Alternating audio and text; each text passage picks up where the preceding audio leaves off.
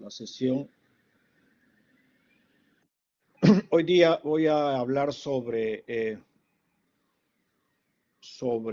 complicaciones de las fracturas. Ese es el tema de la clase teórica.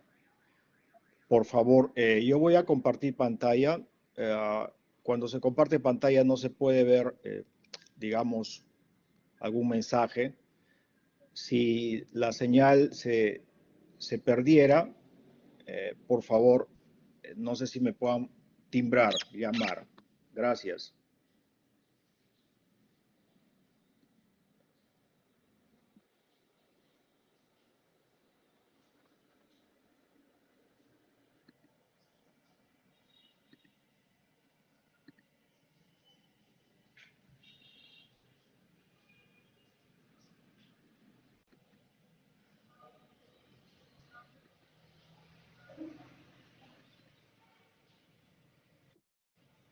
Hola, ¿se ve? Hola. Sí, doctor, sí se ve. Bien, gracias. Vamos a hablar de complicaciones de las fracturas. En realidad el tema es muy amplio porque abarcaría muchos temas, pero he tratado de escoger los que pueden ser los más frecuentes y aquellos que de repente no puedan llevarlos en clases teóricas. De esta manera, tratar de abarcar la mayor parte de conocimientos posibles. Las complicaciones de las fracturas pueden clasificarse de varias maneras, ¿no? En generales, en el sistema económico general o locales. Algunos clasifican, pues, producto de la fractura o producto del tratamiento. En este caso vamos a clasificar las complicaciones de acuerdo a que si estas complicaciones son generales, como el shock hipovolémico, como la trombosis venosa profunda, la tromboembolia, el síndrome de embolia grasa, tétanos, gangrena gaseosa y fasciitis necrotizante. Y las complicaciones regionales tendría que ver con las fracturas abiertas en algún segmento, lesión vascular y nerviosa importantes de grueso calibre, sobre todo el síndrome compartimental, todas aquellas infecciones relacionadas a la fractura o al tratamiento, osteomielitis, artritis diógena en fracturas articulares, alteración del proceso de consolidación, tiene que ver con el retardo y su falta de consolidación. Niños que sufren fracturas a nivel del cartílago de crecimiento, también a lo largo de su desarrollo pueden tener alteraciones en los ejes. Las necrosis avasculares referidas a irrigaciones pequeñas, terminales, en algunos segmentos especiales del organismo. Rigidez articular, post-tratamiento, comúnmente. Artrosis postraumática debido a tratamientos inadecuados en fracturas articulares y las consolidaciones viciosas o aquellas deformidades en las que el hueso consolida en una angulación inaceptable.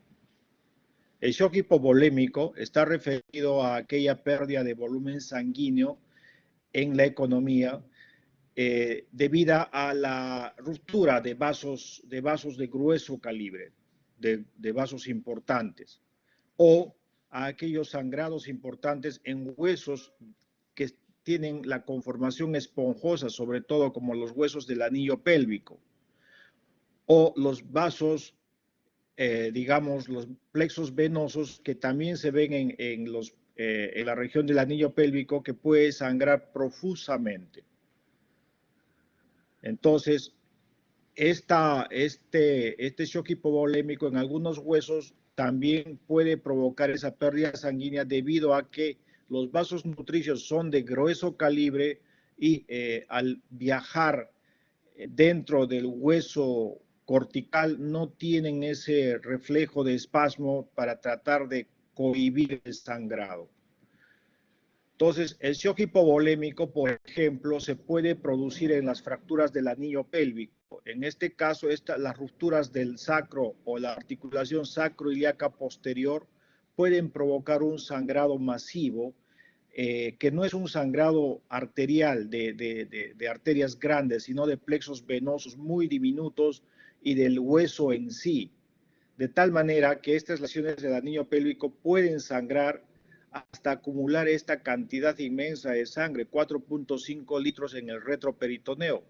Nosotros sabemos que nuestra economía tiene 5 litros en promedio y que una pérdida sanguínea por encima de los 2 litros ya es casi incompatible con la vida. Entonces, hay que evaluar adecuadamente a aquellos pacientes que tengan este tipo de lesiones en el anillo pélvico. Un hueso importante es el fémur, la diáfisis del fémur, que puede sangrar hasta 2 litros por hueso, de tal manera que si ustedes tienen algún paciente con fractura de ambos fémures, esta suma puede también provocar deceso del paciente. Se dice que el fémur la fractura del fémur es la fractura que mata, y mata por hipovolemia. La fractura de cadera también puede sangrar de manera importante, y los demás huesos también producen sangrados. Si existe un paciente polifracturado en múltiples huesos, hay que valorar la posibilidad de pérdida sanguínea de cada uno de ellos e ir sumando estas pérdidas sanguíneas. Un ejemplo de cómo una fractura de diáfisis del fémur puede sangrar importantemente en el muslo, coleccionar sangre, habíamos mencionado hasta 2 litros aproximadamente. Entonces, hay que tener mucho cuidado con el shock hipovolémico en estos pacientes. En este caso, el hueso sangra no porque haya lesionado alguna arteria gruesa, tipo femoral. Estamos hablando de arterias que están sangrando, que son los vasos nutricios, son de un calibre importante, pero que van por dentro del canal y algunos por el periósteo. Entonces, todavía no estamos tocando aquel sangrado importante que puede también dar shock hipovolémico debido a lesión de una arteria importante. El manejo en la emergencia, luego del ABCDE, reposición del volumen faltante, es la fijación externa. En la pelvis, por ejemplo, se debe fijar con estos dispositivos que son los aparatos de fijación externa para cerrar el anillo que está sangrando. Una vez que se cierra ese anillo, este continente va a poder coadyuvar a la coagulación y disminuir el contenido sanguíneo. Otro problema importante en las fracturas, sobre todo en estas fracturas de huesos largos, es el síndrome de embolia grasa. Este síndrome es un problema causado por una respuesta inflamatoria a los glóbulos de grasa que son embolizados en la microcirculación. Estos glóbulos de grasa llegan al árbol pulmonar y por lo tanto provocan reacción inflamatoria a ese nivel. Dentro de la epidemiología, hasta el 4% se observa este problema en traumas aislados en los huesos largos y hasta un 15% en politraumatizados. La grasa y los elementos medulares son embolizados en la sangre por la fractura. Esa es la patofisiología. Dentro de las teorías, existe una teoría mecánica en la cual estas gotas de grasa obstruyen, digamos, liberada en el sistema venoso, obstruyen las arterias, digamos, del sistema pulmonar. La otra es la teoría metabólica, donde el aumento de la lipasa sérica está disolviéndose en ácidos grasos libres. Estos serían altamente tóxicos en las unidades alveolo-capilares, lo que provoca por inflamación, edema, hemorragias y destrucción de la unidad alveolo-capilar. Tengan en cuenta que este síndrome de embolia grasa es fatal hasta en un 15% de pacientes. Existen criterios para hacer el diagnóstico y estos criterios son: un criterio mayor podría hacer el diagnóstico. Hipoxemia en un paciente con fractura, digamos, de fémur diaficiaria, con una presión arterial de oxígeno menor de 60 y que esté presentando insuficiencia respiratoria.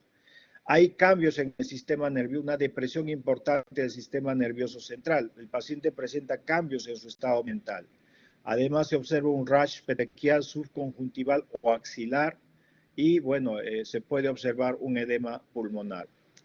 Hay criterios menores que son 4 de estos podrían hacer también diagnóstico: taquicardia, fiebre, émbolos retinales en un fondo de ojo, grasa en orina o esputo, trombocitopenia, disminución del hematocrito, ictericia, alteración renal y alteraciones en los exámenes auxiliares.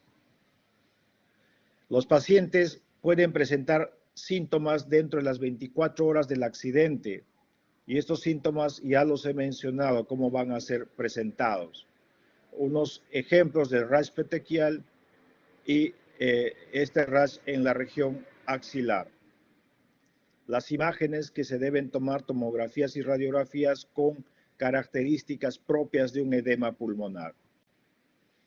Tratamiento, no hay tratamiento específico. Las medidas que se deben dar a estos pacientes son medidas de soporte. Se usan glucocorticoides a estas dosis, metilprednisolona. Estos pacientes deben ir a cuidados intensivos para una reanimación y una estabilización hemodinámica, donde de repente se pueda dar una ventilación con altos niveles de presión expirativa.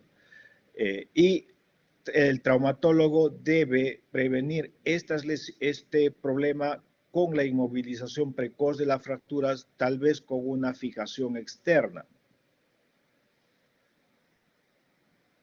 Hola. Hola, Alba, ¿estás presente? Alba. Sí, doctor, ¿me escucha? Sí, ¿se está escuchando? Sí, doctor, se escucha todo bien. Bien, gracias. Continuamos. Tromboembolismo pulmonar. Tiene casi las mismas características que una embolia de grasa. En este caso, el tromboembolismo pulmonar está referido a la obstrucción igual, parcial o total de la circulación en la arteria pulmonar, pero por émbolos sanguíneos que son procedentes del sistema venoso profundo, sobre todo en los miembros inferiores, sobre todo de la región proximal y no como se dibuja acá en la parte distal de la pierna, es de la parte proximal del sistema iliofemoral.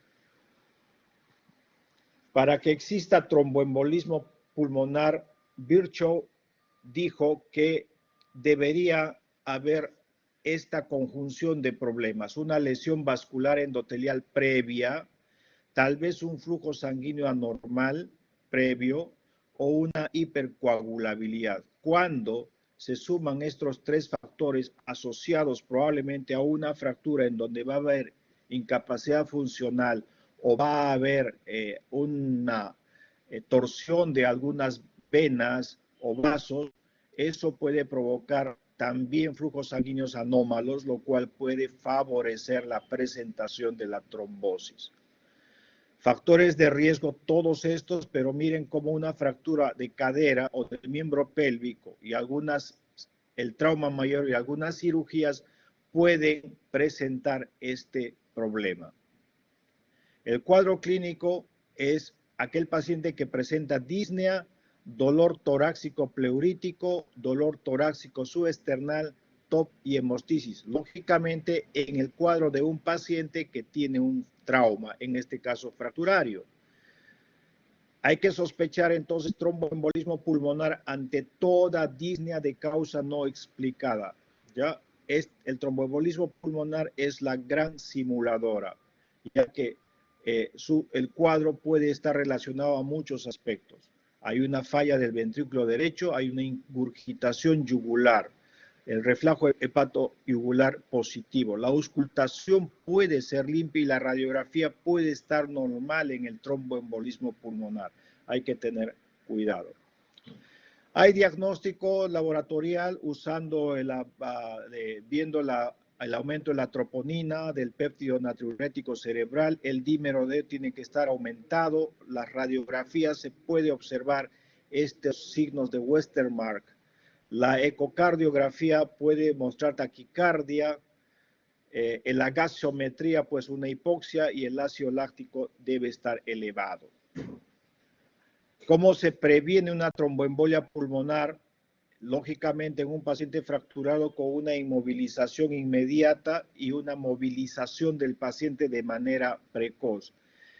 Tal vez usar medias antiembólicas en el miembro no afectado y usamos anticoagulación profiláctica. Los pacientes con lesiones cercanas, como dije, a la cadera, fractura de fémur, fractura de cadera, deben recibir anticoagulación profiláctica y debemos estabilizarlos lo más pronto posible.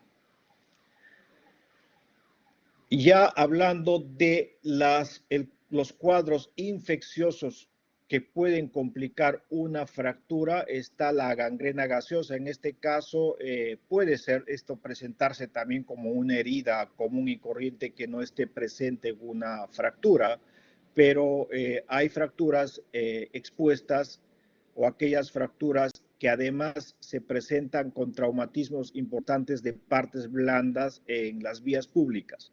Por lo tanto, hay que tener mucho cuidado con la presentación de este problema. ¿Qué es una gangrena gaseosa? Es una infección potencialmente mortal del tejido muscular, que aparece en asociación con traumas esqueléticos y de partes blandas, sobre todo en zonas proximales al perineo, nalgas y muslos. ¿Quién está relacionado a accidentes vehiculares? El Clostridium perfringens. También hay que sospechar en esto, hay que descartar esta posibilidad en fracturas por proyectiles de arma de fuego y como ustedes van a ver otros problemas en quemaduras y congelamientos. Asimismo, hay que pensar que se puede dar esta posibilidad cuando las heridas traumáticas llegadas a la emergencia son suturadas de manera inadecuada si es que no hubo una buena limpieza quirúrgica o no hubo un buen desbriamiento. Entonces, si ustedes tienen un paciente con heridas traumáticas en la emergencia, es mejor hacer buenas limpiezas y de repente evitar el cierre prematuro de las heridas. Y bueno, para que también tengan conocimiento de que el AMPA usaba cuchillos, digamos, contaminados para provocar este tipo de problemas. El Clostridium sabemos que se encuentra en la tierra y en la flora intestinal, es un bacilo gram positivo, esporulado y móvil, con flagelos en forma de tambor que produce exotoxinas. Estas son las que causan necrosis muscular y trombosis venosa en el área afectada. Producen entonces luego hemólisis y shock. El periodo de incubación es corto, menor de 24 horas. Estos Clostridium producen gas por fermentación de la glucosa y tiene una tasa de mortalidad del 25% aproximadamente.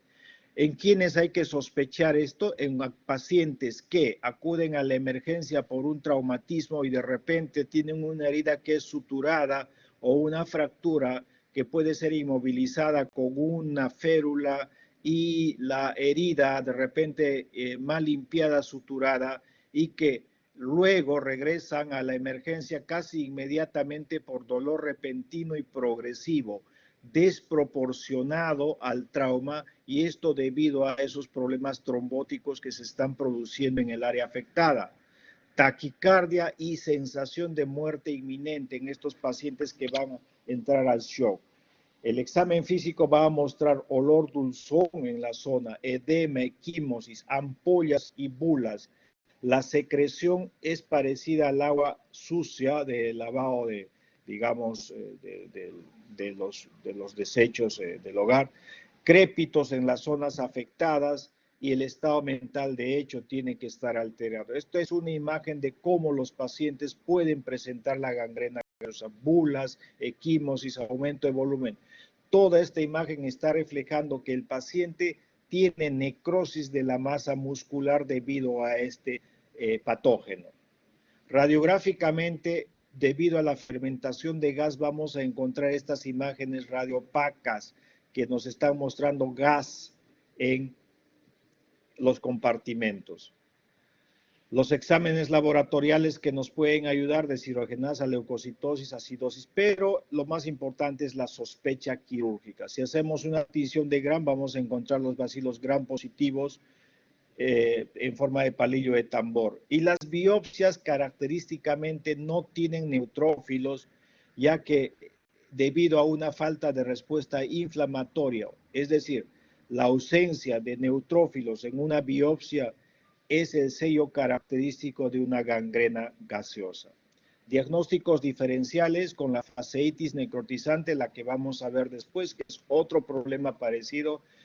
La gangrena por estreptococo. También debe entrar en el diagnóstico diferencial.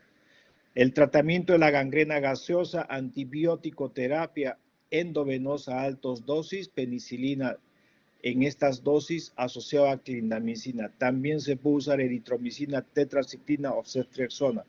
Lógicamente, estos pacientes tienen que entrar a sala de operaciones de manera inmediata para hacer un desbridamiento radical con fasciotomías.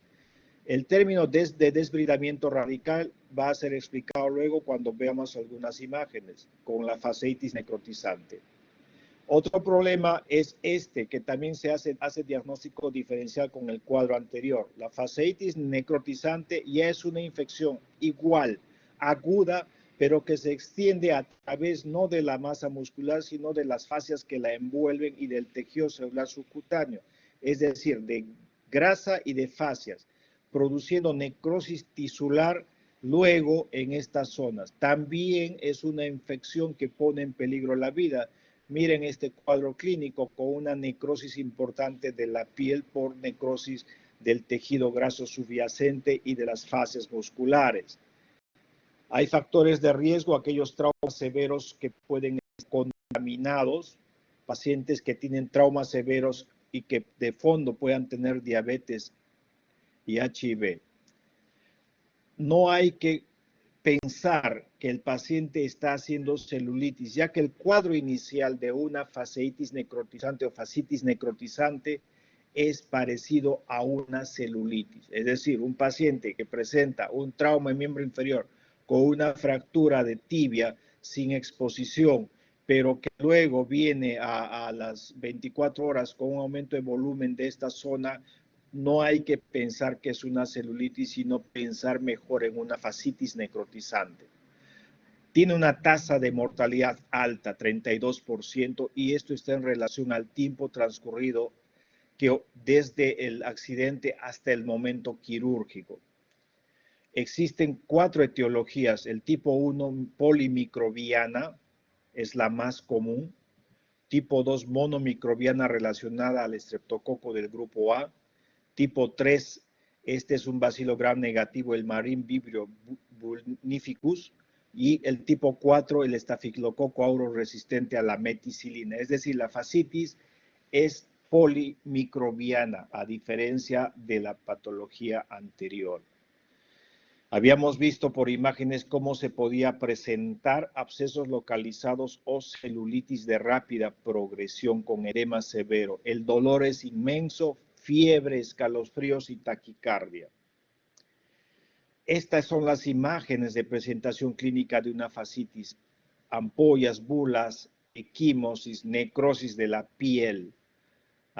Miren cómo el paciente puede llegar a estos extremos cuando el cuidado inicial no es el correcto, ¿no? Miren cómo puede haber necrosis de toda el área que cubre la masa muscular.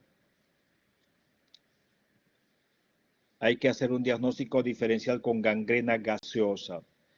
¿Cuál es el tratamiento de la fascitis necrotizante? El desbridamiento radical, que puede ir a una amputación lamentablemente. Los pacientes en sí mismos deben estar en cuidados intensivos, recibiendo antibióticos de amplio espectro. Esta es una fasciotomía. Una fasciotomía es una cirugía de emergencia en donde se hace un corte, cirugía longitudinal, apertura del tejido celular subcutáneo, apertura de las fascias y eliminación de todo tejido necrótico. Américo, vi tu nombre ahí, Américo. Hola, Américo, ¿estás presente? Doctor, buenas tardes. Sí, estoy presente, doctor. ¿Escucha bien? Sí, doctor, se escucha bien. Gracias.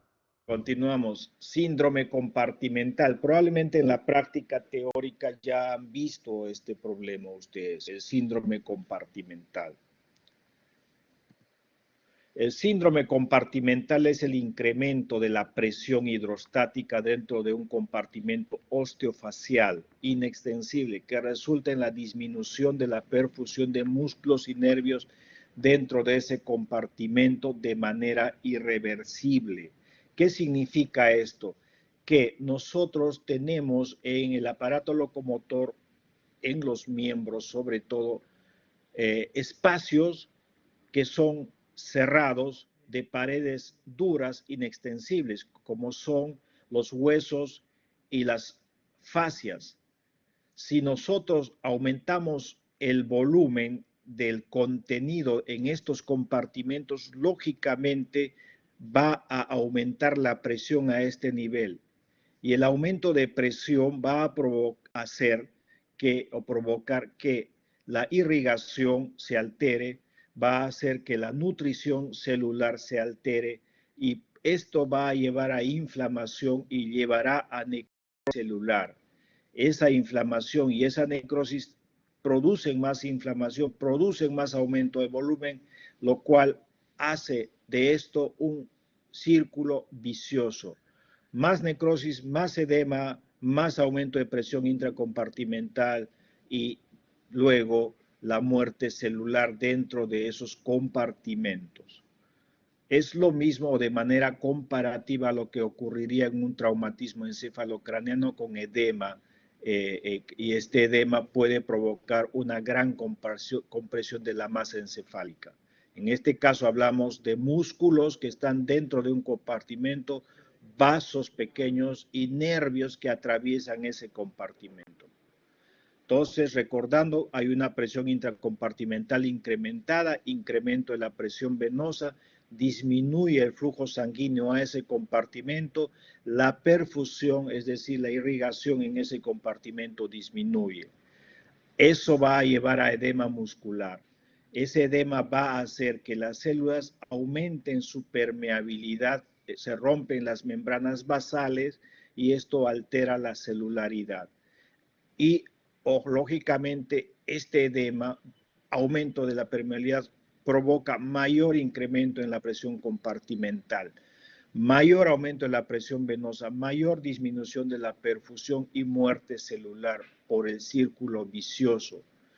Entonces, se han estudiado, digamos, los tiempos en los cuales puede haber lesión de las células musculares y el daño es reversible cuando esta isquemia es de 4 horas aproximadamente, pero luego entre las 4 y 8 horas puede ser variable y después de las 8 horas ya los daños son irreversibles, es decir, ya hay muerte celular irreversible en ese compartimento.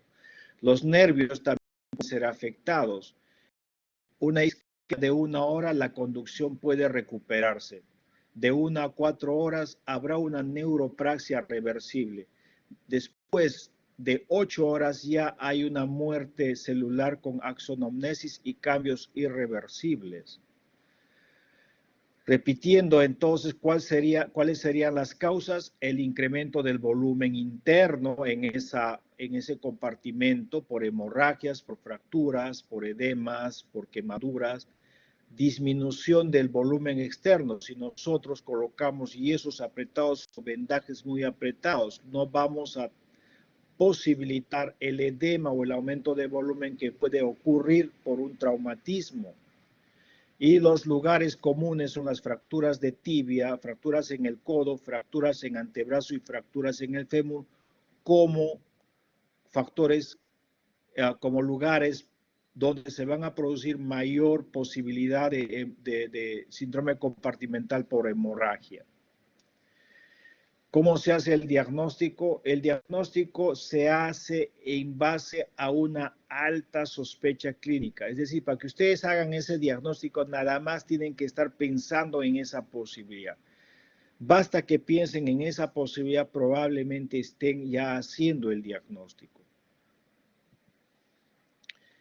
Ya que, digamos, estos clásicos signos de las 5 P's no son confiables en el diagnóstico, como es pain, dolor, pallor, palidez, parálisis o ausencia de pulso o parestesias. Estas 5 P's no son confiables, ya que para que a veces ocurra esto, el síndrome compartimental ya se ha establecido. Esto, digamos, un paréntesis para hablar de síndrome compartimental. Se habla de síndrome compartimental en instauración cuando viene dentro de las primeras horas, pero ya se habla de un síndrome compartimental establecido cuando ya pasaron estas 5 o 6 horas donde había la posibilidad de recuperación.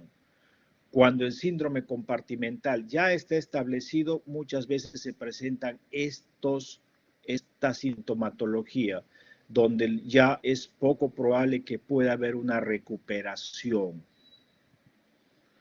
El síntoma más importante en el diagnóstico de un síndrome compartimental en instalación, es decir, aquel cuadro que está empezando, es esto.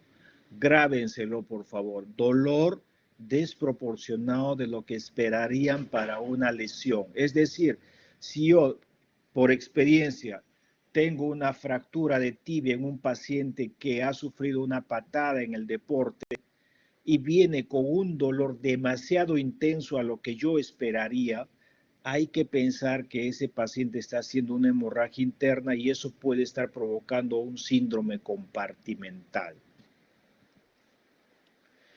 En el examen físico, ese dolor se hace mayor cuando ustedes estiran, digamos, los dedos de esa zona afectada. Si yo tengo la fractura en la tibia, yo estiro los deditos del pie afectado, eso va a provocar mayor dolor, que se hace tan desproporcionado, se hace progresivo y que no alivia con la ferulización o la inmovilización. Ojito entonces. Y cuando ustedes hagan la palpación del miembro afectado, de ese compartimento afectado, van a sentir esta sensación de estar palpando un leño o un madero seco, duro. Es porque hay una presión intracompartimental muy elevada. ¿Quiénes están en alto riesgo? En aquellos pacientes que tuvieron fracturas conminutas severas, fracturas que llegan a la articulación, lo cual las hace complejas, fracturas segmentarias que son muy complejas, fracturas con un gran desplazamiento de los fragmentos, fracturas bilaterales, es decir, fractura de las dos tibias o los dos fémures, lo cual nos está hablando de gran energía para provocar esta lesión. Rodilla flotante es aquella fractura en la cual el fémur y la tibia se han roto en el mismo miembro. Y también las fracturas expuestas. Muchos dicen que como ya se expuso, el sangrado va a salir por la herida. Esto no es cierto. Aún las fracturas expuestas pueden tener síndrome compartimental. Un recordaris de lo que es un síndrome, digamos, un compartimento. Este es un corte transversal de la pierna. Vemos la tibia y el peroné. Entre estos dos huesos hay una membrana, la cual es una membrana que es una membrana fuerte, la interósea. Y cada músculo tiene sus fascias que la envuelven, de tal manera que una lesión que aumente el volumen muscular en esta zona va a incrementar la presión y esto es lo que lleva a una falta de irrigación celular y muerte de la masa muscular. Ese es el síndrome compartimental. Tratamiento fasciotomía de emergencia antes que se instale el síndrome compartimental. Cuando llega el paciente y presenta dolor, no hay lugar a observación en estos pacientes. Pero las fasciotomías no son totalmente benignas, ya que pueden tener complicaciones con edema, dolor crónico, debilidad, lesión neurovascular y artrógena o cosméticamente inaceptables. Pero sí, la fasciotomía es necesaria, no hay que inventar excusas para no hacerlas. Sospecha clínica y cirugía de emergencia. Evelyn, ¿estás ahí? Evelyn, no voy a preguntar, solo di presente. Evelyn. Ani, ¿quién es Ani? Ani, Evelyn, Ilan. Sí, doctor. Muy bien. ¿Se escucha? Sí, doctor, sí se escucha.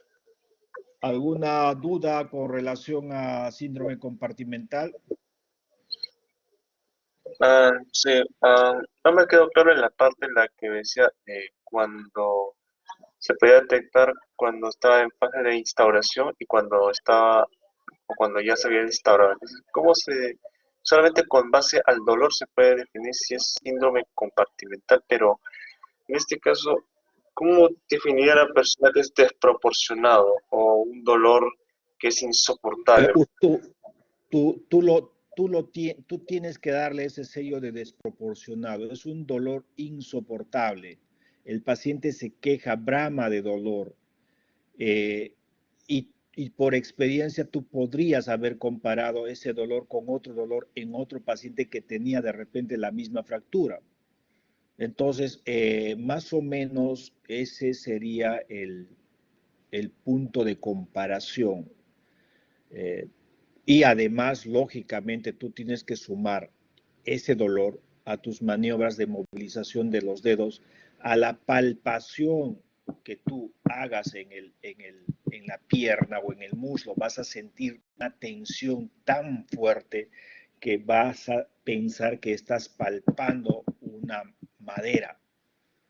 Los pulsos van a estar presentes. Hay que tener cuidado. Muchos dicen, no, tiene los pulsos. Los pulsos que reflejan la circulación grande, los vasos grandes. Lo que se afecta es la microcirculación. Neurológicamente has visto que puede haber todavía sensación nerviosa durante las primeras 4 horas. Entonces hay que tener mucho cuidado con esas 5 P's de diagnóstico que no son muy aceptables. Muy bien. Continuamos. Otro problema que se presenta en el manejo de las fracturas es este síndrome de dolor regional complejo, conocido antiguamente como distrofia simpática refleja o atrofia de Sudeck, síndrome hombro-mano o causalgia. ¿Qué es? Es un proceso doloroso. Este proceso cursa con ardor intenso, rigidez, inflamación, aumento de volumen y cambio de coloración en el miembro distal a la lesión afectado, que habitualmente aparece tras un evento nocivo, que en este caso viene a ser el traumatismo, la fractura, definido por una actividad simpática sostenida en un arco de reflejo perpetuado, caracterizado por dolor desproporcionado también a los hallazgos del examen físico. Estos, digamos, son pacientes o pacientes mujeres o varones, sobre todo mujeres que se caen de muñecas, se rompen la muñeca, se les hace una reducción incruenta de la fractura de muñeca, se les inmoviliza con una férula, pero pues casi inmediatamente comienzan a tener aumento de volumen. Es un aumento de volumen blando de las manos. Hay un dolor importante, no tan fuerte como un síndrome compartimental, pero es un dolor mayor a lo que podría tener un paciente con fractura que ha sido ya inmovilizada. Luego tienen un dolor especial, son pacientes que no soportan ni siquiera que se les toque con una pajita la piel. Hay una hiperalgesia tan importante que ese es el sello característico de este síndrome del dolor regional complejo. Edema, la piel brillosa, debido a una respuesta inflamatoria aberrante. Aparentemente hay un cortocircuito vasculo nervioso. Debido a esto se produce una inflamación constante, un círculo vicioso de inflamación. ¿En quiénes debemos pensar que pueden hacer síndrome de dolor regional complejo? Pacientes con trauma, habíamos visto con fracturas, y sobre todo pacientes que tuvieron aplastamientos, pacientes que han sido inmovilizados de manera prolongada, pacientes que al examen físico tienen esto, ansiedad y depresión. Hay dos formas. Una es del tipo 1, donde no se identifica exactamente lesión nerviosa, y en el síndrome de dolor regional complejo tipo 2, causalgia, donde se evidencia una sí lesión nerviosa. Tiene fases el síndrome de dolor regional complejo. La fase aguda dura 3 meses aproximadamente, donde miren, hay dolor, hiperalgesia y alodinia. Una fase luego distrófica donde persiste el dolor, hay hiperalgesia, pero el edema es más duro, hay una hiperhidrosis, la piel es tanto cianótica, hay crecimiento de vello en la zona distal, hay estrías cutáneas. Y la fase atrófica luego de 12 meses, persiste el dolor, pero ya el miembro que sí funciona hay sensación de frialdad, cianosis, atrofia cutánea, muscular, y en la radiografía se ve una osteoporosis importante. ¿No? Miren esta mano afectada con edema en la fase aguda y en la fase distrófica una atrofia importante, pérdida de la masa muscular, de las partes blandas por atrofia. Diagnósticos diferenciales, todos estos. Bien, a ver, Stephanie, ¿quién es Stephanie? Stephanie.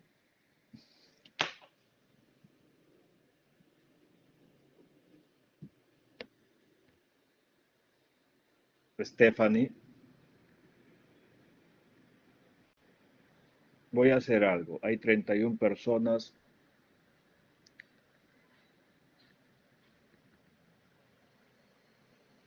Mirela Elizabeth.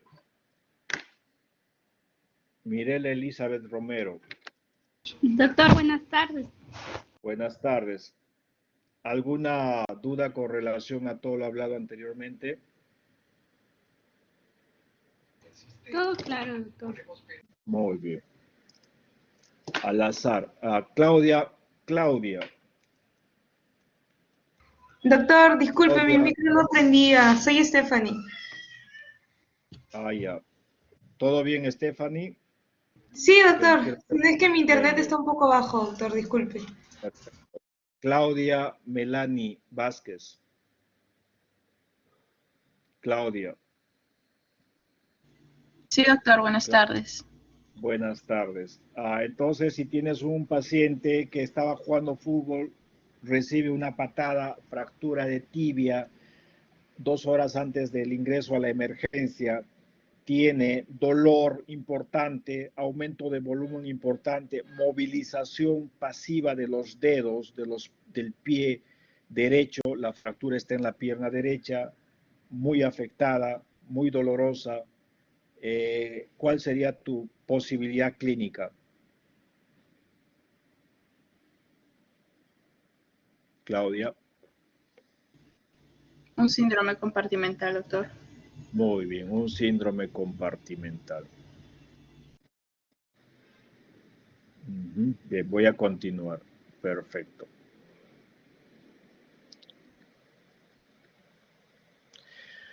Bien, vamos a hablar de lesión vascular. Habíamos mencionado en la parte inicial que el shock hipovolémico podía producirse en algunas fracturas. Ese shock hipovolémico podía estar en relación a pérdida sanguínea masiva. Podía haber sangrado el paciente por el hueso. El hueso esponjoso de la pelvis he mencionado que puede sangrar. Alrededor del anillo pélvico, en la parte posterior, hay algunos plexos venosos muy finos, como una red de vasos, digamos, como un ovillo de vasos que podían haber sangrado.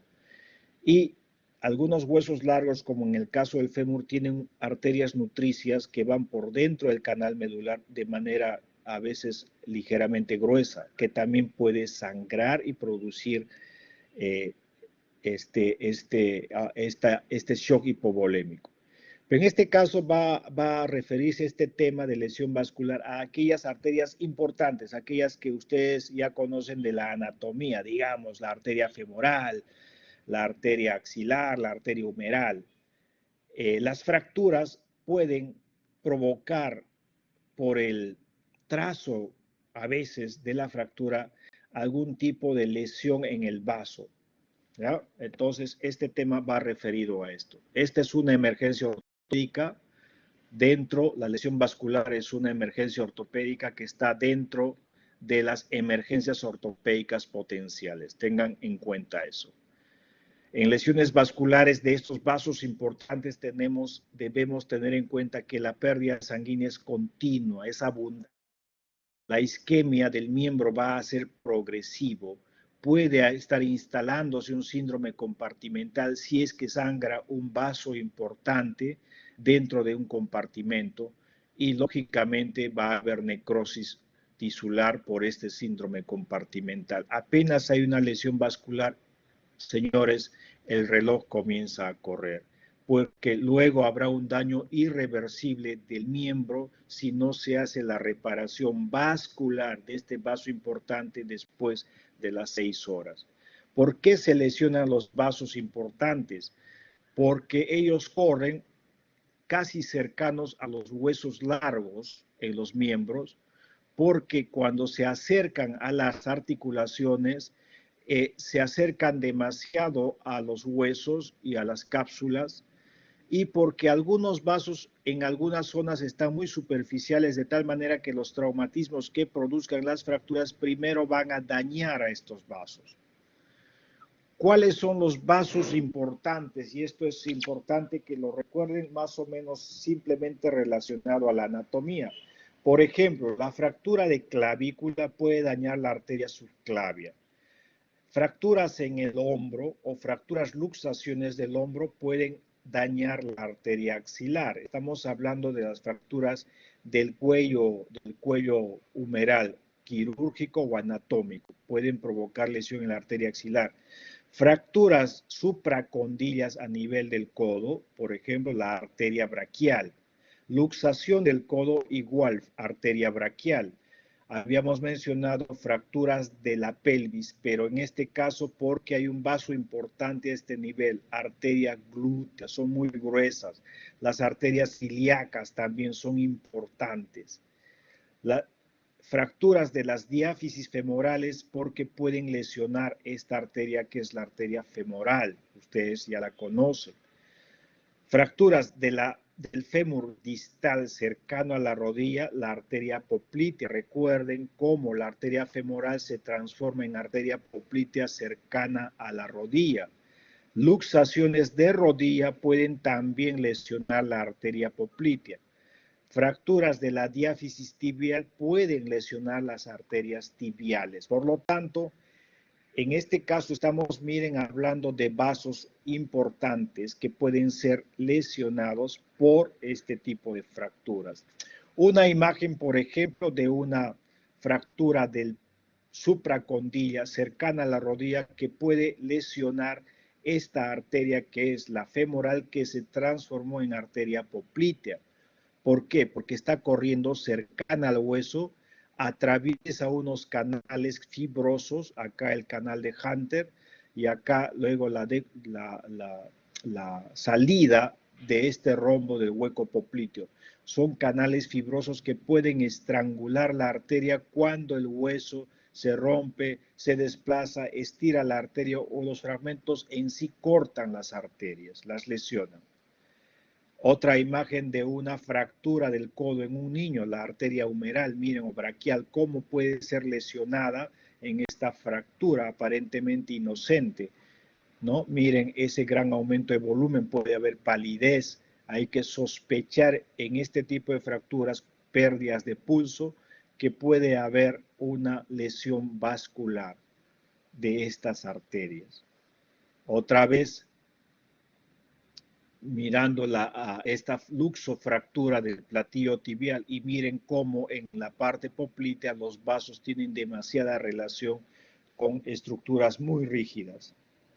Habíamos hablado que en fracturas del anillo pélvico, en este caso se podía romper la arteria ilíaca interna y los vasos que nacen de esta, que son las arterias glúteas superior e inferior.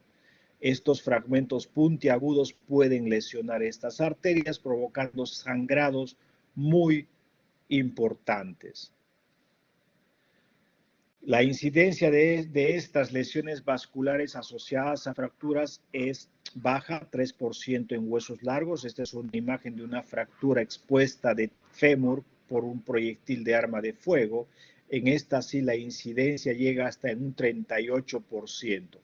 En las luxaciones de rodilla hasta un 40%. La lesión vascular. Los vasos van a lesionarse de acuerdo a estos tipos. Puede haber un simple espasmo, puede la íntima ser lesionada, la subíntima también, o puede haber una laceración de una pared, transección global, puede haber trombosis o oclusión, o se puede formar una fístula arteriovenosa. ¿Ya? En todo caso, esto debe ser manejado por el cirujano vascular. Ustedes deben reconocer este peligro potencial y llamar inmediatamente al cirujano vascular, ya que él, digamos, sabrá cuáles son las que requieren cirugía y otras no. Pero lo más importante en la emergencia es controlar el sangrado con apósitos compresivos, reemplazar el volumen, cubrir las heridas expuestas. Todas aquellas fracturas y luxaciones deben ser reducidas e inmovilizadas con férulas y este paciente debe ser reevaluado cada cierto tiempo. Un examen adecuado es que generalmente hacen los vasculares en pacientes en los que se sospecha de estas lesiones vasculares, es el ecodoppler. Pero la presencia de señal lamentablemente no excluye lesión arterial. Un examen adecuado también es la angiografía para ver esta lesión. Miren cómo la arteria femoral a su paso por la rodilla, acercándose a la rodilla, tiene una transección importante. La angiografía sí va a localizar el sitio de lesión, va a caracterizar la lesión para, supongo, el vascular hacer una cirugía de revascularización. El cirujano tiene que entrar a una exploración quirúrgica. En conclusión, en estas lesiones vasculares existen lesiones para cada problema ortopédico. Es poco común de acuerdo a la ubicación. Hay que tener cuidado con estas lesiones asociadas y comprender sobre todo los signos y síntomas de una lesión arterial importante.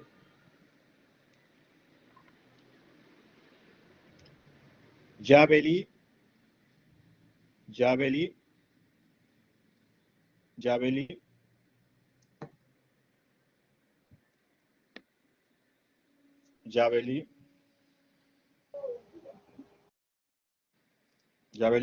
Doctor, ¿es Yabeli o Yaneli?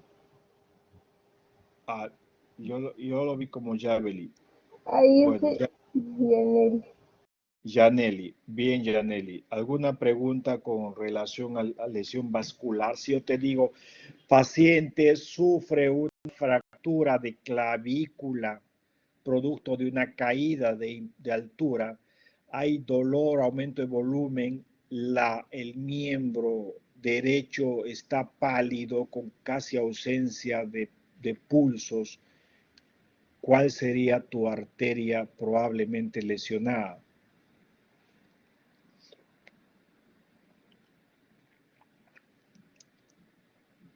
Ya lo dijimos. ¿Quién quiere responder?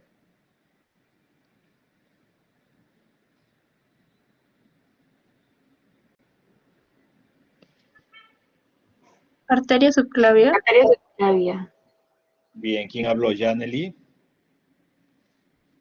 Ahora, ¿Yaneli fue? No, doctor, fue otro compañero. Ah, ¿quién habló?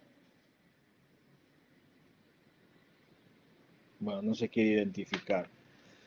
Bien, entonces el tópico anterior ha tocado lo que es una lesión de arteria de grueso calibre. Estas lesiones vasculares van a llevar a shock hipovolémico, a todas las complicaciones, las cuales ya fueron referidas. Pero cuando hablamos de necrosis avascular, este término se refiere a la pérdida de irrigación de un segmento del hueso debido a la obstrucción de su irrigación pequeña. En este caso ya son vasos muy pequeños, muy dedicados a cierta área del hueso, el que puede ser afectado por la obstrucción de esta irrigación. Entonces, la necrosis avascular es la interrupción, es una condición que se caracteriza por la interrupción del flujo sanguíneo hacia un territorio irrigado por sus respectivas ramas arteriales. En este caso, son ramitas muy pequeñas. Lógicamente que si se rompen o si se obstruyen no van a provocar un shock hipovolémico, ¿no es cierto? No van a necesitar de un cirujano vascular para su revascularización, ya que lamentablemente son de pequeño calibre, de muy calibre, ¿no? Es en donde por excelencia se puede presentar la necrosis avascular es la fractura del cuello del fémur. Hay que recordar que la cabeza del fémur puede entrar en necrosis avascular. Es esta la zona que va a morir. La necrosis avascular es la muerte de esa zona por falta de irrigación. Esa irrigación de la cabeza del fémur viene por la arteria femoral que atraviesa a su paso el ligamento inguinal, se convierte en femoral común. Esta se va a dividir en femoral profunda y femoral superficial. De la femoral profunda es que nace las arterias circunflejas para la cabeza del fémur, circunfleja femoral anterior y por detrás circunfleja femoral posterior. La anterior también es llamada circunfleja femoral lateral y la posterior circunfleja femoral medial. La arteria más importante para la irrigación de la cabeza femoral es esta, la circunfleja femoral medial o posterior, no la anterior. Entonces, la posterior da unas ramas pequeñísimas que se meten por debajo de la cápsula, van hacia la cabeza femoral para irrigarla a través de estas arterias retinaculares ascendentes. Entonces, arteria femoral común, femoral profunda, femoral superficial. La femoral profunda da la circunfleja femoral anterior, la otra la circunfleja femoral posterior. De ambas, la más importante es la circunfleja femoral posterior, que da una irrigación a través de la cápsula a la cabeza del fémur a través de las arterias retinaculares ascendentes. Entonces, la obstrucción de estas arterias retinaculares ascendentes por culpa, digamos, de esta fractura que con su desplazamiento puede provocar que las arterias que iban por esta zona se estrangulen, con el tiempo van a, digamos, con el paso de las horas van a producir esta necrosis de este hueso. Entonces, para evitar este problema es que también a veces se tiene que hacer una osteosíntesis lo más pronto posible, es decir, el hueso tiene que ser reducido en su posición para de esa manera tener cierta posibilidad de que estas arterias que de repente están estranguladas se liberen. Existe otra zona también donde la circulación es terminal y la fractura puede provocar esta necrosis, pero del segmento proximal. La irrigación en el escafoides carpiano viene de distal a proximal. Es así. Hay una arteria radial, da una rama palmar desde la arteria radial que ingresa de distal, es decir, de la parte más lejana hacia retrógrado, de manera retrógrada, para irrigar este hueso llamado escafoides carpiano. Si hubiera una fractura, lógicamente a este nivel, esta zona va a quedar con poca irrigación y por lo tanto va a ser caldo para una probable necrosis avascular de ese segmento. Esta es la manera de irrigación, como a pesar de la osteosíntesis puede haber necrosis de ese fragmento proximal. Otro lugar en donde puede haber necrosis es la cabeza del húmero debido a la irrigación parecida a la del fémur con circunflejas humerales anteriores y posteriores. Miren, fractura, luxación, a pesar de la osteosíntesis, la cabeza femoral se ha necrosado, por lo tanto ha perdido la forma hasta llegar a desaparecer. Estas son las arterias, la arteria axilar, la que da la circunfleja humeral anterior y la posterior. En este caso, a pesar de que los estudios están mencionando que es la posterior la más importante, aún seguimos considerándola la anterior. Pero últimos estudios están refiriendo que la irrigación más importante, la cabeza humeral, al igual que la cadera, es la circunfleja humeral posterior. El astrágalo también comparte esas características de una irrigación terminal. El astrágalo es el único hueso que no tiene inserción muscular o tendinosa, de tal manera que su irrigación es vascular al 100%, ¿no? O sea, arterias que entren sin tendones adyacentes o ligamentos.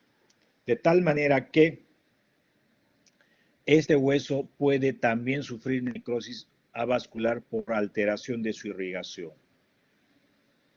En las luxaciones de cadera también, me olvidé de colocar acá, las luxaciones del húmero, las luxaciones de cadera, las luxaciones del astrágalo también pueden provocar este tipo de lesiones, lógicamente por el estiramiento de sus pequeñas ramas que la irrigan.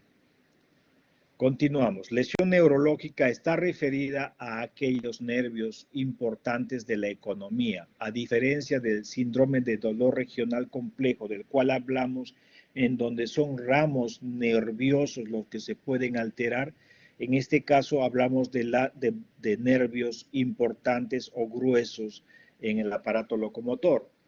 Por ejemplo, en el húmero corre en el brazo la arteria radial, que en el extremo distal comúnmente puede ser lesionado en estas fracturas supracondilias llamadas de Holsten-Lewis.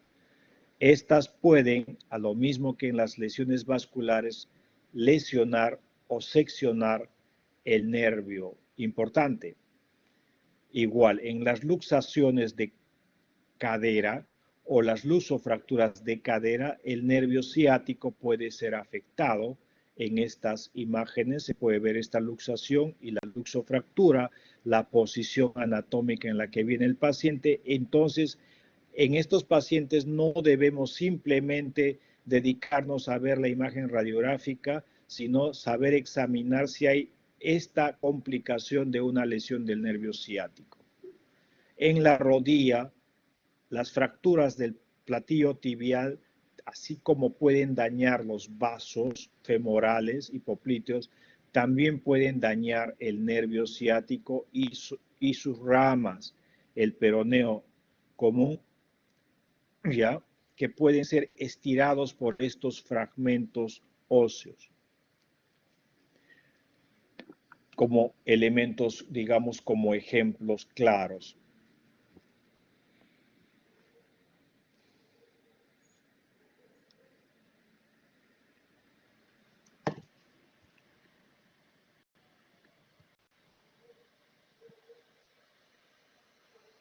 Wilbur Pavel.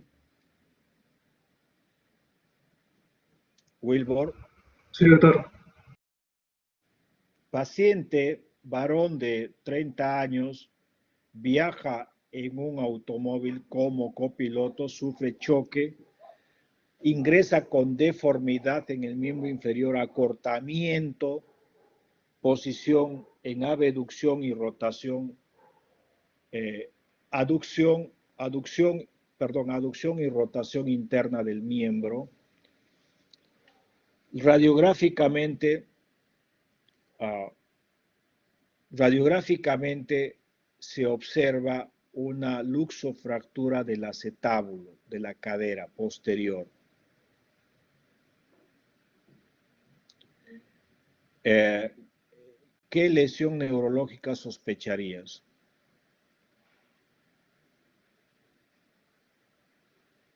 Wilbur. Hemos hablado como ejemplo de la luxofractura de cadera posterior.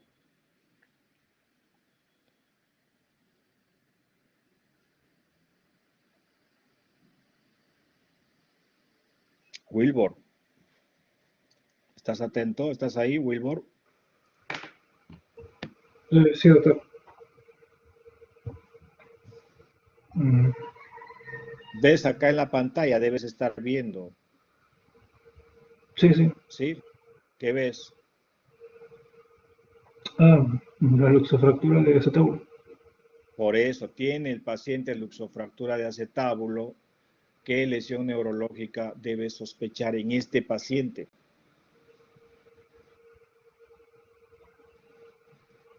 Por anatomía, la cabeza sale hacia atrás está el nervio ciático, por lo tanto ese nervio puede ser afectado. ¿Está bien?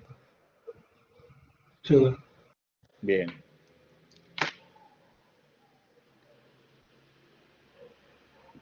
Otro problema que puede complicar el manejo de las fracturas es la falta de consolidación. Este problema está referido a que la fractura no consolida en el tiempo adecuado para ese tipo de hueso. Según la FDA, una fractura que no consolida hasta los 9 meses o que en los últimos 3 meses radiográficamente no se nota ningún cambio. Esa es la definición de una no unión o una pseudoartrosis. Entonces, es aquella en la cual el proceso de reparación se va a detener por completo y la no unión no va a ocurrir. ¿Ah? Algunos refieren que la pseudoartrosis puede ser la formación de una falsa articulación, pero ambas cosas, no unión o pseudoartrosis, en realidad están reflejando lo mismo. Recordemos las fases de la consolidación, la fase inicial del hematoma, la formación del callo blando, la formación del callo duro y la remodelación. Algún punto de estos debe afectarse para que no ocurra la consolidación. Puede haber problemas para que no ocurra ello, lógicamente, la pobre vascularidad, es decir, el hueso totalmente afectado, dañado, no va a reaccionar de manera igual que un hueso bien tratado traumatológicamente. O si la operación no fue la correcta y hay inestabilidad en esa fijación, o además si la cirugía o el hueso se infectó, y algunos efectos, digamos, algunos pacientes, como por ejemplo los fumadores, tienen alteraciones de la microcirculación. ¿Cuáles son los tipos de no unión radiográfica? Radiográfico, comúnmente hablamos de no unión hipertrófico. En este caso, el hueso, miren, quiere formar callo, el hueso quiere consolidar, pero no lo hace porque probablemente haya inestabilidad. ¿Qué significa inestabilidad? La fractura se está moviendo porque el yeso no es correcto o adecuado o la operación no es adecuada. Entonces, estos movimientos exagerados no permiten que el hueso concluya su consolidación. El hipertrófico se llama radiográficamente pata de elefante. Si ustedes miran radiográficamente esto, van a poder compararla a la pata de elefante. Hay otra que no es tan hipertrófica, pero muestra una cierta reacción como el casco de caballo, la pata de caballo. Estas dos son vitales, es decir, el hueso tiene vitalidad, tiene irrigación sanguínea, quiere consolidar, pero no lo hace debido a inestabilidad. Por el otro lado están las pseudoartrosis avitales, sin vitalidad, con necrosis del hueso, donde puede haber una gran pérdida de hueso, lógicamente acá no va a haber consolidación, o el hueso está muerto, necrótico, y por lo tanto no va a ayudar a la consolidación. En estos casos radiográficamente se ve esclerosis, falta de callo, lógicamente. Y hay un término medio avital, donde hay atrofia, pero se quiere ver algo de reacción. Esta es una imagen parecida a la pata del lápiz, no del lapicito por si acaso.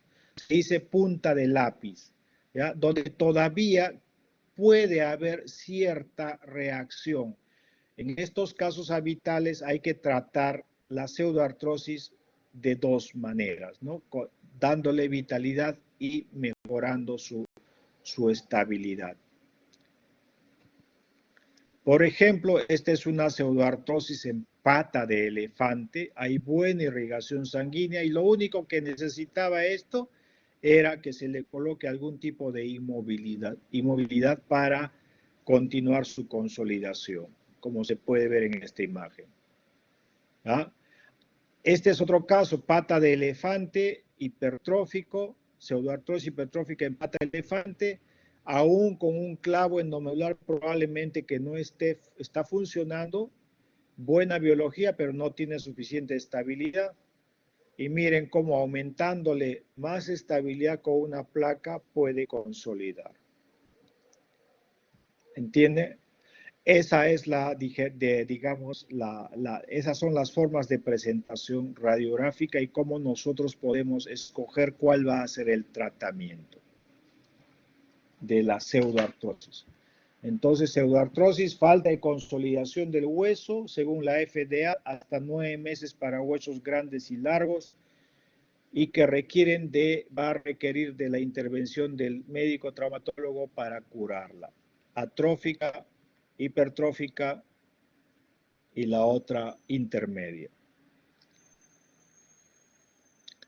Malunión. ¿Qué es la malunión? Viene a ser lo que comúnmente se conoce como una consolidación viciosa. El hueso ha pegado, pero en una angulación anormal que a veces no permite la realización de las actividades de la vida diaria, ¿no? Entonces, ocurre en posición no anatómica que puede afectar la función y que puede tener consecuencias si es que no se hace un correcto tratamiento. Esta es una señorita que tomada de la literatura.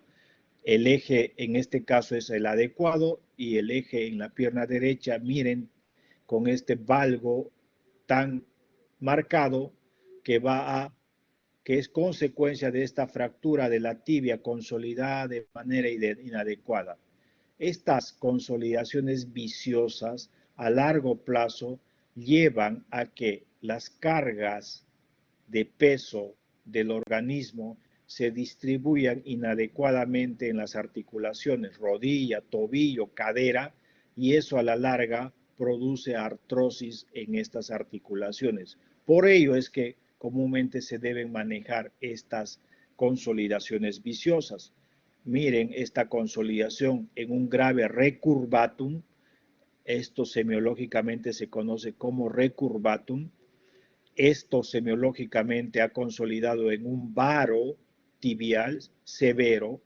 De hecho, este paciente puede trabajar, probablemente puede hacer sus cosas, pero a largo plazo las articulaciones vecinas van a estar siendo dañadas. Entonces, la radiografía nos va a permitir ver dónde hay deformidad, cuáles son las características de la deformidad. El traumatólogo tiene que ver si hay angulaciones, problemas en la angulación. Miren ustedes, esta es una tibia que está angulada inadecuadamente, ¿no? Si trazamos una línea, tiene un varo en donde este eje de la tibia es el inadecuado. Eso, como dije yo, va a provocar alteraciones en la función de la rodilla y en la función del tobillo. Otra imagen de una consolidación viciosa en varo con lesión de partes blandas, donde se puede ver ese varo de 45 grados, o también se puede ver alteraciones, en este caso del eje en la vista lateral, ¿ah? O también problemas de torsión, es decir, el paciente parado probablemente pueda tener la punta del pie afectado rotado internamente de manera severa o rotado externamente de manera inadecuada. Ello también afecta la función. Dentro de el tratamiento traumatológico, nosotros debemos corregir estas deformidades con lo que llamamos las osteotomías. Entonces, ¿qué es una osteotomía? Es una cirugía realizada por el traumatólogo por medio del cual queremos corregir estos defectos angulares. Vamos a cortar el hueso, vamos a darle una nueva dirección. Lógicamente estamos produciendo una fractura quirúrgica. Las osteotomías pueden ser como en este caso en esta muñeca, en donde se saca un triángulo, o en este caso en la tibia, es decir, donde nosotros querramos dirigir la corrección, ¿no? Esta es una fractura de la tibia que ha consolidado en varo, se sacan algunas cuñas óseas para redirigir el eje mecánico. Nosotros buscamos dónde vamos a hacer la osteotomía, donde se nos es mejor que con un solo corte podamos corregir este defecto, ¿no? Acá se nota esta angulación claramente. ¿Qué podemos hacer acá? Para corregir el ángulo podemos sacar una cuña de esta zona y lógicamente luego podemos hacer esa corrección. Si no queremos sacar ninguna cuña, simplemente abrimos el hueso y este defecto que se produce se puede rellenar con un injerto de hueso. Hay muchas formas de hacer este tipo de osteotomías, ¿no? Miren los ejes. Se hizo la corrección, la osteotomía, y se fija con una placa y tornillos. También hay osteotomías en curva, como se dice acá, en domo, para hacer la corrección. Estas osteotomías en domo, la ventaja que tienen es que no pierden longitud de hueso. Las osteotomías en cuña nos hacen perder longitud de hueso. Fractura de la tibia consolidada inadecuadamente, esta es la imagen de la consolidación inadecuada, el eje está en una posición inadecuada y se hace la corrección. Probablemente se ha hecho una osteotomía en domo de catedral, para redirigir el hueso en una posición adecuada.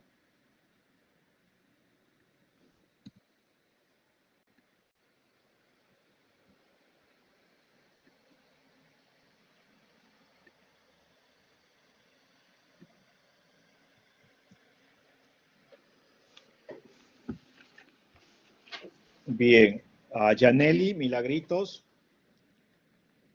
Sí, Yaneli, sí. ¿Qué es entonces la consolidación viciosa? ¿Qué era?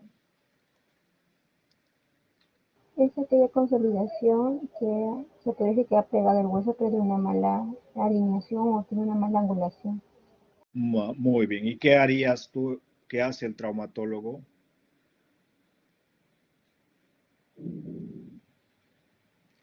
¿Cómo se llama la cirugía que va a realizar el traumatólogo? Una osteotomía. Una osteotomía. Muy bien. Wilbur, Sí, doctor. ¿alguna duda? No, doctor. ¿Cuál es la pseudoartrosis que se caracteriza radiográficamente por presentar una imagen de pata de elefante? Ah,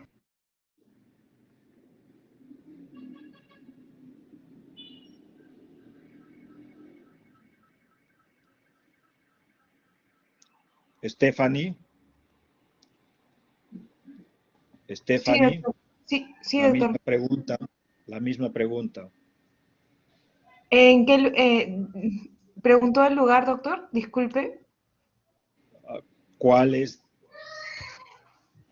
¿Cómo se llama aquella pseudoartrosis radiográfica con imagen de pata de elefante?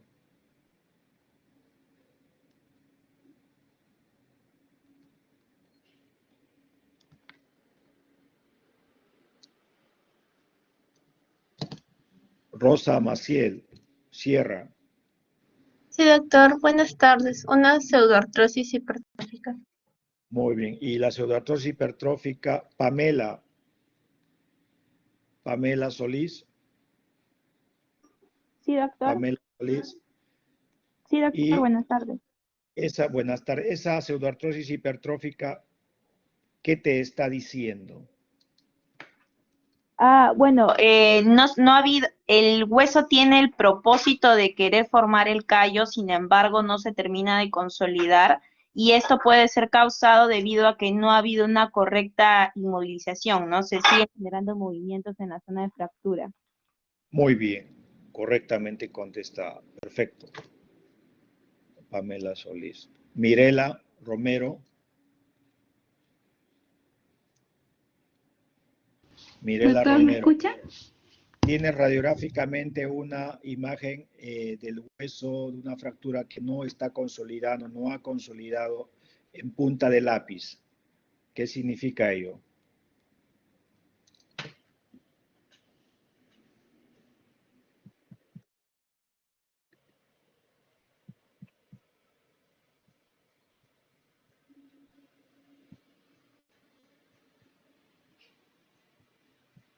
Mirela.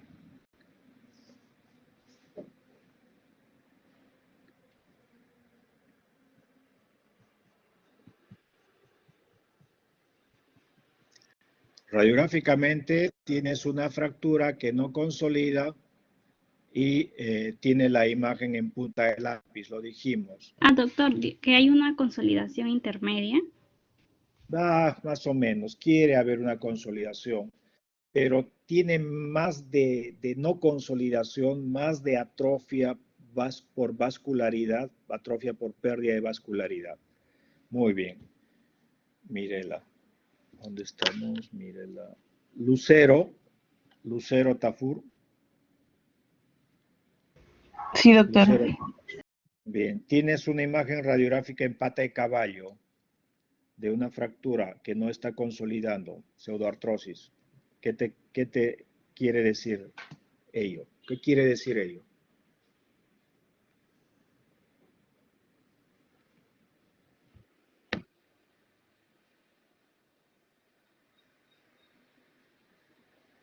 ¿Recuerdas la pata de caballo?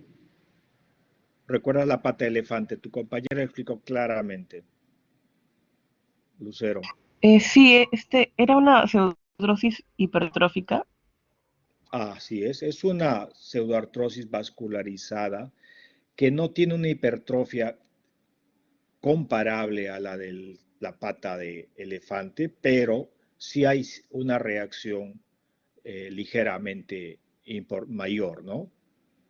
Eso te estaría hablando de qué.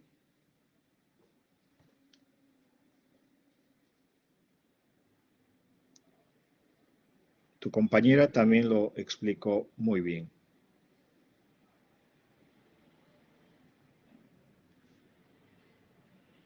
Jorge Pastor. Jorge. Doctor. ¿Qué opinas sobre la pata de caballo? Era, bueno, se mencionó que era una pseudoartrosis hipertrófica por una... Está dentro de las hipertróficas, sí. por una mala consolidación. No, la No consolidación es mala, o sea, no no está había... consolidada. Doctor, no entendí bien. Sí, no está consolidando, por eso es pseudoartrosis, no está consolidando, por algo le está faltando. ¿Qué le está faltando para que consolide esa fractura? Porque tiene vascularidad, tiene irrigación. ¿Qué más le falta? No debería haber movimientos, no sé si decirlo excesivos, pero debería haber movimientos controlados. Movimientos controlados, exactamente. Ese es el término, ¿ya? El movimiento excesivo en una fractura evita que las células se conviertan en células óseas y más bien se dirige la formación ósea hacia células fibrosas y cartilaginosas. El movimiento tiene esa característica. Ya. Martín Toribio. Martín Toribio. Martín Toribio.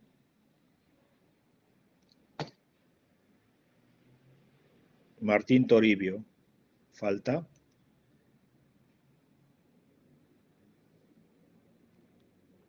Esto yo hago llegar al profesor, al doctor, al coordinador del curso. Toribio no está. Vargas Torres. Sí, doctor. Tengo un paciente con una luxación de rodilla. ¿Cuáles son las estructuras que tú debes evaluar buscando algún tipo de lesión? Bueno, las estructuras que debería estar viendo sería del nervio peroneo, que pasa cerca de la rodilla, para una evaluación de la sensibilidad y del ponente motor. También otras estructuras de la rodilla, aparte de él, deberían ser también lo que son los ligamentos cruzados anteriores y posteriores. Bueno, en la luxación van a estar rotos. Me refería a esto de la clase hoy día, que viene a ser, lo has dicho muy bien, te falta algo que es importante, el nervio y los vasos. Los vasos. En una luxación de rodilla, en una luxofractura de rodilla, en una fractura del fémur distal, hay que buscar lesión vascular. Fred. Sí, doctor. Tengo un paciente que sufre una luxación de cadera. La cabeza del fémur, pues lógicamente, abandona el acetábulo y esa es la luxación de cadera. Te pregunto, ¿te preocupa la irrigación de la cabeza femoral? Sí, porque por la cabeza femoral pasarían las arterias circunflejas anteriores y posteriores. Ya, muy bien. No, a la cabeza femoral llega esas arterias. ¿Y qué objetivo tienen esas arterias con la cabeza del fémur? ¿Cuál es el objetivo, Fred? Irrigar esa zona. Irrigar la cabeza femoral. Y entonces, ¿qué puede pasar con este paciente que tiene luxación de cadera? Podría, ¿cómo decirlo? Como que comprimir esas arterias, haciendo Sí. que la irrigación no sea posible a la cabeza femoral. ¿Cómo se llama esa patología en donde la cabeza femoral entra en muerte, entre comillas? Necrosis avascular. Necrosis avascular. Fiorella. Gracias, Fred. Fiorella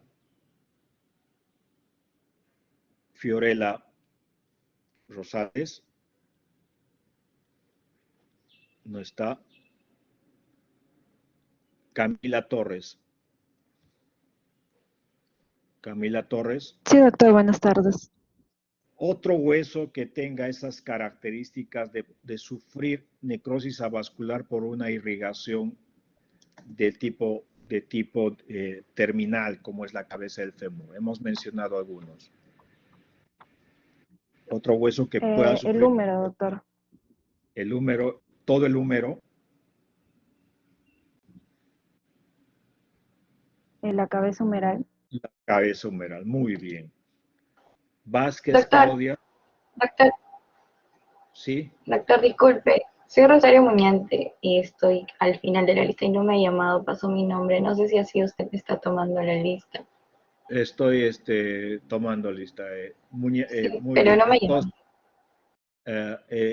la pregunta va para ti. ¿Cuáles son los otros huesos que pueden quedar afectados por este problema de necrosis avascular? Puede ser también la fractura de escafoide escarpiano o el Muy otro bien. hueso también el astragal. Vázquez, Claudia, gracias, Rosario. Estabas respondiendo, Claudia, ¿no? Estabas al micro. Sí, doctor. ¿Cuáles eran Sí, estos doctor, huesos? disculpe, se me había ido mi internet. ¿Cuáles son estos huesos que pueden entrar en necrosis avascular? ¿Recuerdas? Sí, doctor, era la cabeza femoral, la cabeza humeral, el escafoides y no, el astrágalo. El astrágalo. Muy bien. Carlos Noriega.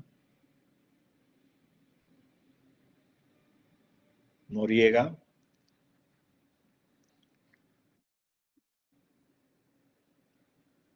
No tienes ya. Está presente, Carlos. Urbina, está bien, presente. Urbina Carla. Sí, doctor. Muy bien. Atenas Pilar. Sí, doctor. A ver, vamos a ver qué puede haber.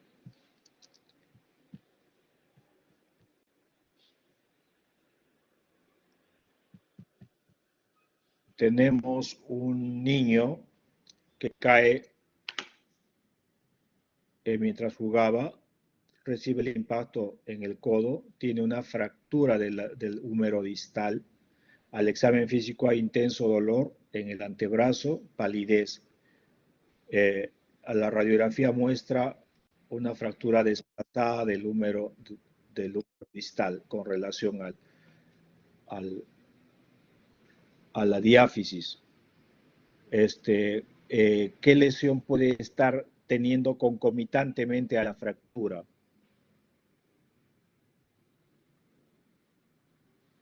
Hola. ¿Me está preguntando mi doctor? Sí, nos quedamos contigo. Ok. Una lesión vascular o también una lesión nerviosa. No, tiene palidez, tiene, digamos, pérdida del pulso. Ya no te dije pérdida del pulso radial y cubital. ¿Cuál es Entonces, una lesión en la arteria braquial. Muy bien, está muy bien. Aninali Salgado. Salgado. Buenas tardes, doctor. Muy bien. Tengo un paciente que sufre una fractura de la tibia y presenta dolor intenso, movilización de los dedos dolorosa, pulsos presentes, la palpación es muy parecido a la palpación de un leño seco que puede estar teniendo el paciente. Su accidente ha ocurrido 4 horas antes.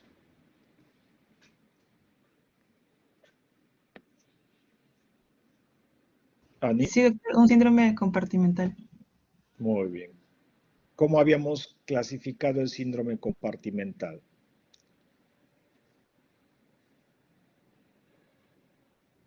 Ani.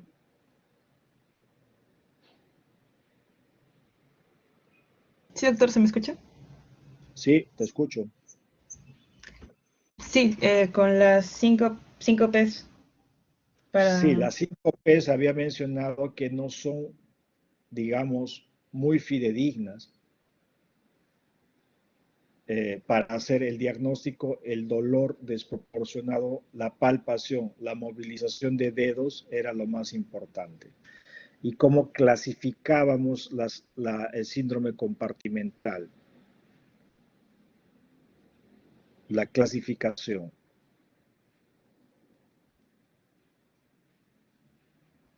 André, Paul. André. Presente, doctor. ¿Cómo se pueden clasificar estas lesiones? Había mencionado un término yo.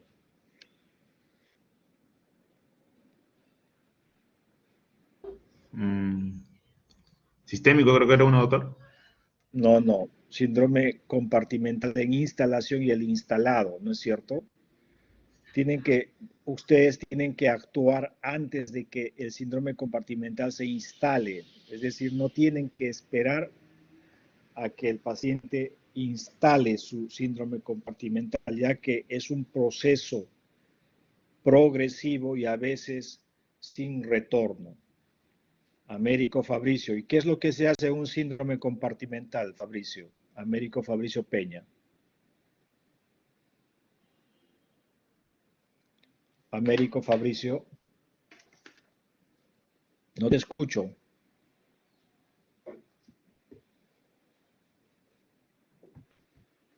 Américo Fabricio. Sí, ¿qué se hace en un síndrome? No te escucho, no te puedo escuchar. Leo tú.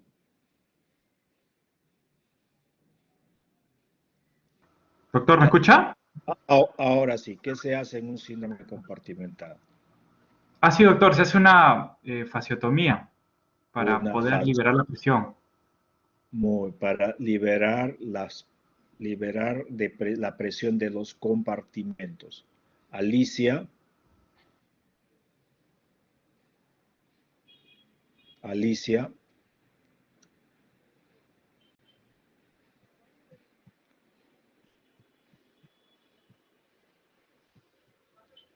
Hola. Yo te pregunto, Alicia, si tengo una paciente no te escucho, pero tengo una paciente de 50 años que sufre una caída en su casa domiciliaria con golpe en la muñeca, se fractura la muñeca, viene a la emergencia, se le da el tratamiento que viene a ser una reducción y una colocación de una férula porque tenía un buen aumento de volumen. Presenta dolor, hiperestesia, hiperalgesia, digamos, a los pocos días de la inmovilización. ¿Qué puedes pensar que está desarrollando esta paciente? Y es ansiosa, es depresiva.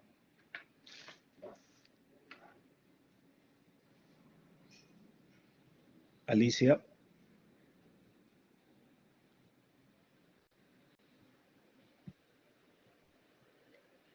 Alicia. Alba. Alba Jazmín. Doctor, ¿me escucha? Alba, muy bien, te escucho.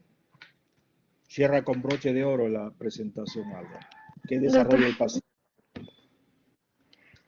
¿Sería una gangrena? No, un síndrome de dolor regional complejo. ¿Ya?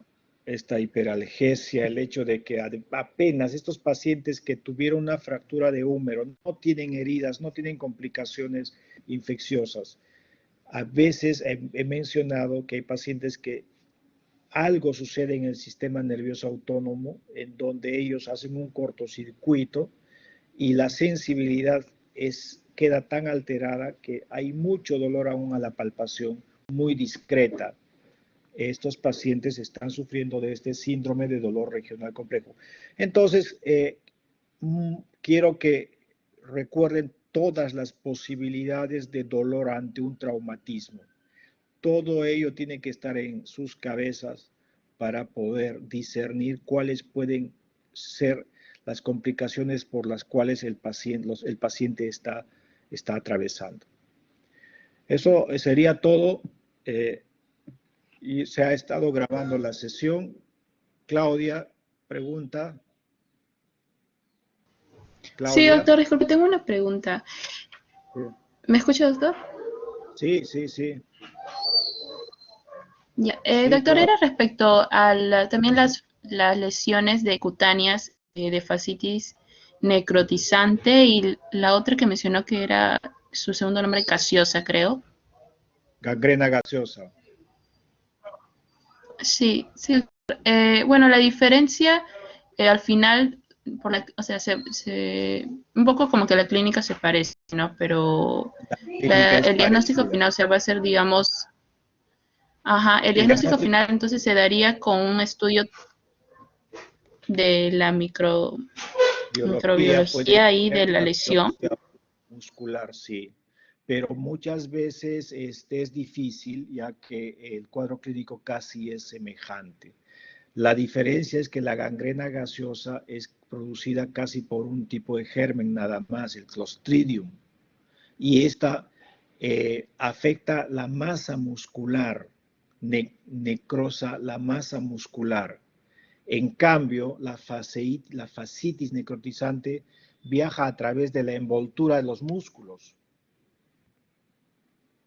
Los músculos todavía pueden estar viables, pero la infección corre a través de estas fascias.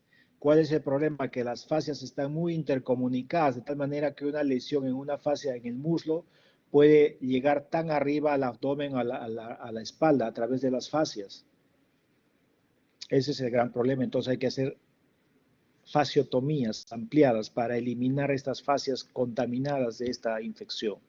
Y recuerda que la fascitis es polimicrobiana, tiene más gérmenes que la producen. Bien, buena pregunta. Gracias, eso sería todo. Hasta luego. Sí. Doctor, disculpe. Sí, sí. Doctor. Sí, ¿quién habla? Y por último, Sí, yo también, Claudia. Claudia. Acerca del síndrome compartimental que mencionó, ¿no? Que está en instalación e instalado. ¿De qué manera me voy a dar cuenta que está en proceso de instalación? Y bueno, la antibiótico-terapia, ¿no? Rápida, precoz sería en ese caso, para poder prevenir el síndrome compartimental propiamente instalado ya, ¿no? No tiene nada que ver con la antibiótico-terapia del síndrome compartimental. Entonces, más o menos tú deberías ver las horas. Si el paciente tiene un traumatismo en la hora 0 y llega a ti a las 6 horas con intenso dolor, lógicamente ya debes estar pensando que en 6 horas ya se está casi instalando. Pero si viene a las 2 o 3 horas con un dolor, con aumento de volumen, lo ves una hora más y ves que es progresivo el aumento de volumen, en ese momento tú debes definir que está instalándose de acuerdo al tiempo que ha ocurrido. Si luego viene con aumento de volumen y dolor y el antecedente es de 12 horas de antigüedad, lógicamente ya el síndrome puede estar instalado.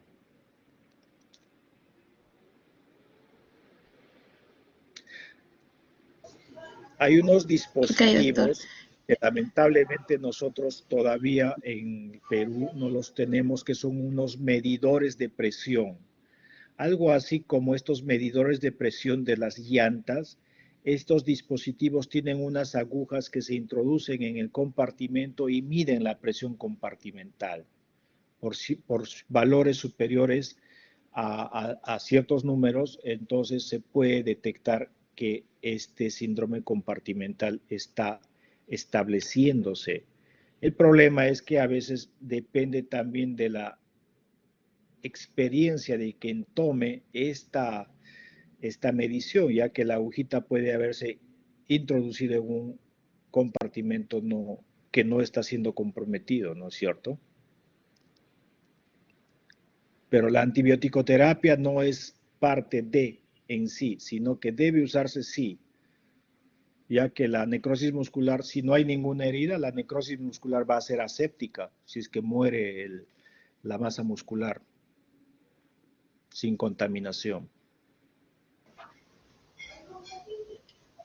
Bien, eso sería todo. ¿Alguien más pregunta? Claudia. Les agradezco la... Doctor. Sí. Doctor, una pregunta. Dime. ¿Usted cree que nos pueda brindar el archivo con las diapositivas, por favor? Sí, se las voy a mandar a la delegada, que me mande un WhatsApp la delegada.